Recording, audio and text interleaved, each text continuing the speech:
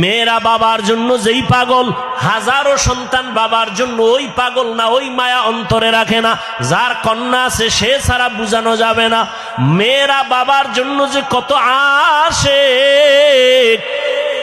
বাবা যদি একটু অসুস্থ হয়ে যায় ছেলেরা বিরক্ত হয়, এত অসুস্থ হসপিটালে কে নিবে, কিন্তু মেয়ে যখন শুনে খানা বন্ধ করে দেয়, পাগলের মতো দৌড়ায়।